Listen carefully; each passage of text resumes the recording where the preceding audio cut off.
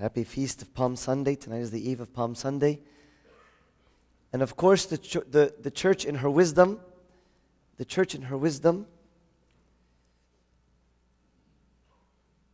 gives us these readings that we would walk step by step with Christ to the cross.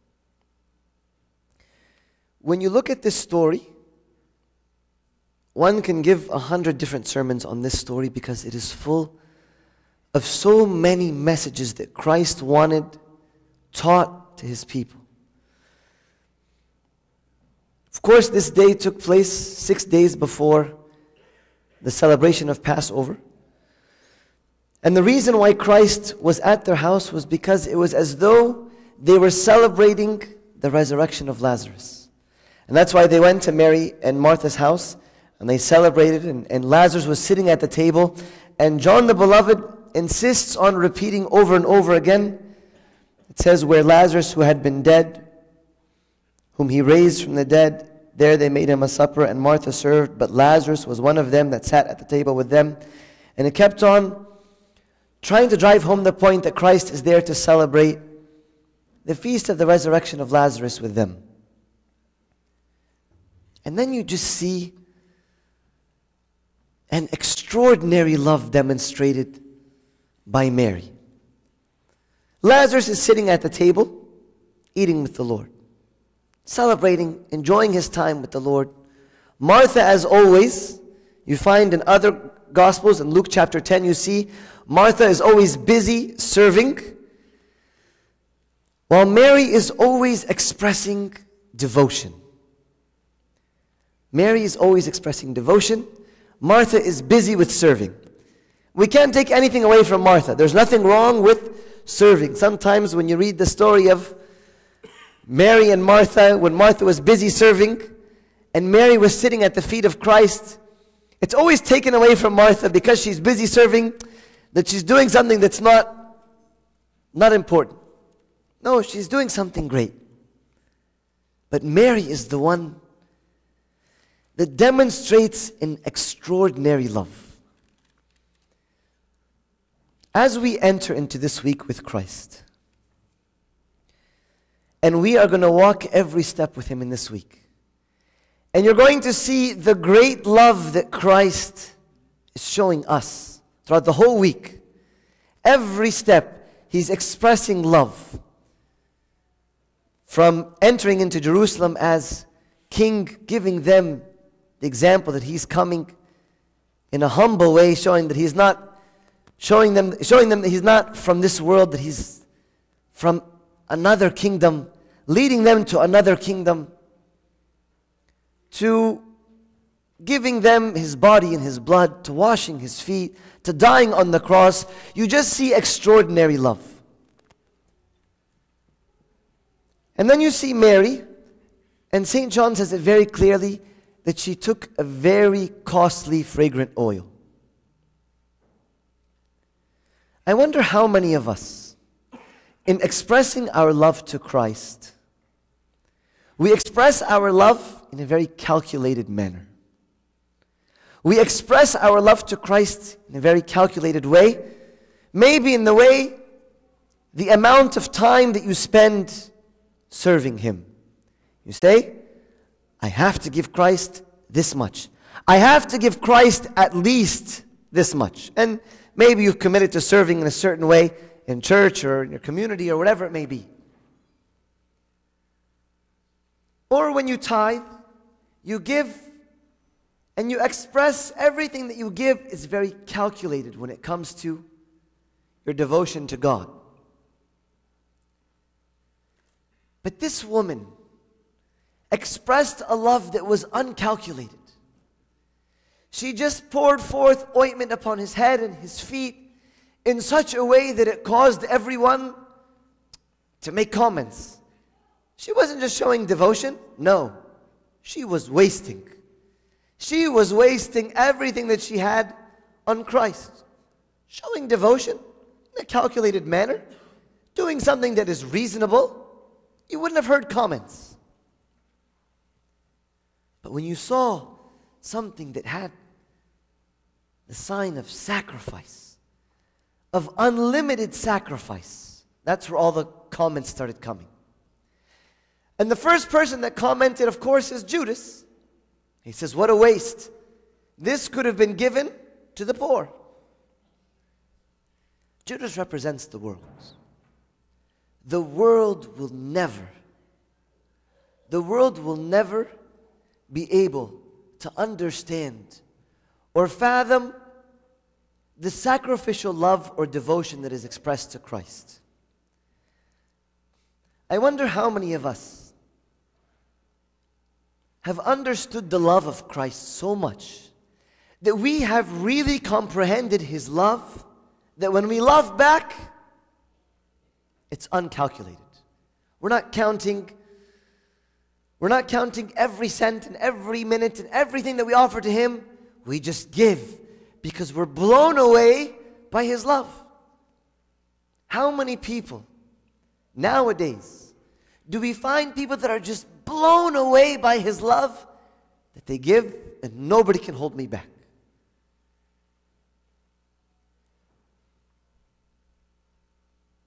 It's a shame that we don't see this type of love anymore. This extraordinary love in which somebody gives without thinking. It was as though she was out of mind. It says, then took Mary a pound of ointment of spikenard, very costly. The Bible insists on saying very costly. And anointed the feet of Jesus and wiped His feet with her hair. In the Gospel of Mark, it says that she poured it on His head. And the house was filled with the odor of the ointment. And they said, why was this ointment not sold for 300 pence? 300 denarii. Saying, this was a ton of oil that was wasted. It takes somebody to really know the great love of Christ to be able to pour out so much love back to Him.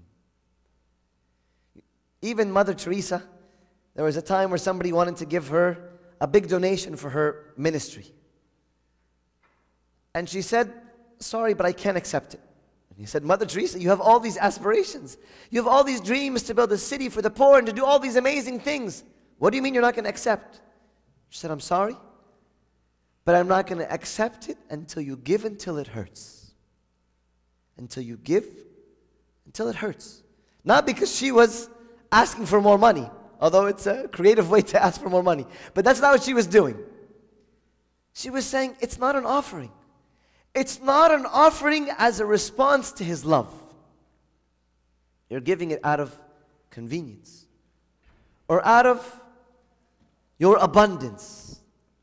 But Christ never gave us out of His abundance. Christ gave us to the point of death. He poured out everything that He had for Christ. I wonder how many different ways we can express an uncalculated love for Christ. Love for others. And I think a lot of us, even we try to be reasonable. And often when we love others, because of our love for Christ, when we come to serve others in need or serve other people, we say we have to be logical. We can't just be crazy. There are certain people that you see and that you'll meet, very rare in this world, that will give and you'll think, what's wrong with this person? Give and give and give. One time I met a convert who joined the church. The person was far from Christ, didn't know Christ very well, was living a life of sin. And when he came finally to understand the great love of Christ, he started giving away everything that he had. He was telling Abuna, I have all this savings, I want to give it to the church and to the poor. And Abuna said, take it easy. You're new into the faith.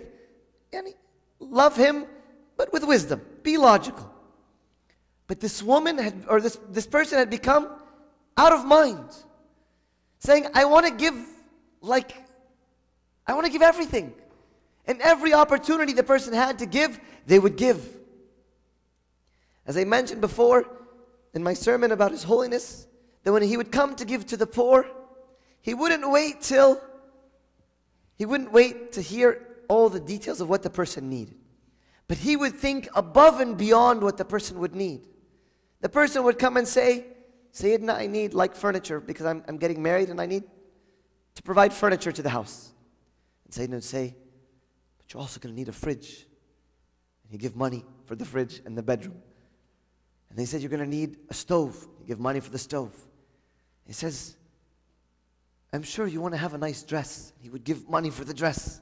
And He would go above and beyond, showing His love, not because just He loved the woman, or He wanted to show the people around Him that He's giving an example. He believed that He was loving Christ. When are we going to see people that love Christ and you say it's just a crazy love? Somebody you see them, they're saying this person is crazy in love with Christ. You cannot control them. Often you can always tell when somebody is newly in love. Somebody usually you can tell when somebody, before they're engaged, you can tell when somebody is about to get engaged. It shows on the girl's face, on the guy's face. Yani, you don't have a formal announcement. You can see it. She's talking a different way, she's smiling, she's in heaven. This woman, why was she expressing love? Because of the raising of her brother. So what about the raising of yourself? What about Christ Himself raising you from the dead? What love should be expressed? What love should be shown? This woman is expressing this crazy love for Christ because she raised her brother. What about Christ who raised me from the dead? What about Christ who has given me new life? Unless we haven't begun to taste the sweetness of new life. I pray that in this Holy Week, we would begin to witness His love that He showed when He raised me from the dead. In every step that you're going to see in this week, it was in order for our salvation. I pray that each and every one of us would begin to lose track. Don't calculate anymore your love. If you really understand the love that is shown to you in this week and on the cross and in His great act of redemption, then it'll be demonstrated in your life. Even Simon the leper, when there was another woman who came to show the same type of devotion, the sinner woman, who washed His feet with her hair and her tears, and she began to kiss His feet. Christ told Simon the leper, and He told him a parable. And He says, there was one who was forgiven 500 denarii and one forgiven 50 denarii. Who do you think will love him more? And he says, I suppose the one that was forgiven 500 denarii. In the way that you express love to God, would one think that you were forgiven 500 denarii, or would one think that you were forgiven something small and insignificant? The way that you express your love to Christ, in your devotion to Him, in the way that you long to pray to Him, in the way that you long to serve Him, in the way that you don't care about your own social life, you don't care about your own thing, you just care about devotion. I just want devotion. When you look at the life of Abraham, when he wanted to show his faithfulness to God, God chose the land for him that he was going to live in. It says Abraham pitched for himself a tent and he built an altar. The pitching of a tent there's no effort in it. There's no cost in it.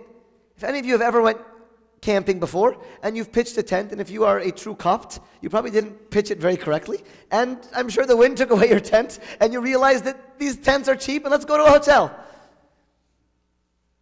But if you look at Abraham, he pitched a tent for himself, and the Bible very clearly says he pitched a tent and he built an altar.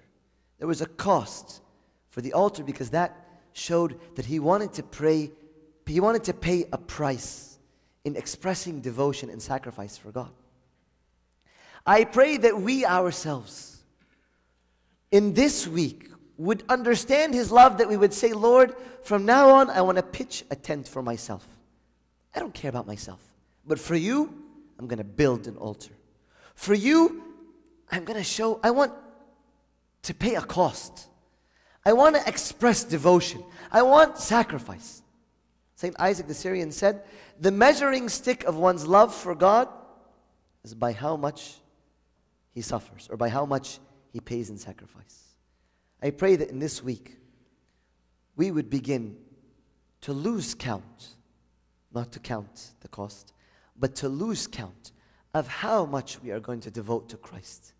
That we are going to walk with him to the cross, and that we say, Lord, take me with you on that cross. Take me with you on that cross. Nail myself to the cross, that my spirit can live with you. May this blessed week be as a week of devotion, of uncalculated love, not just from his side to us, but from our side to him. Go home and ask yourself, how much do I calculate the things that I give to God?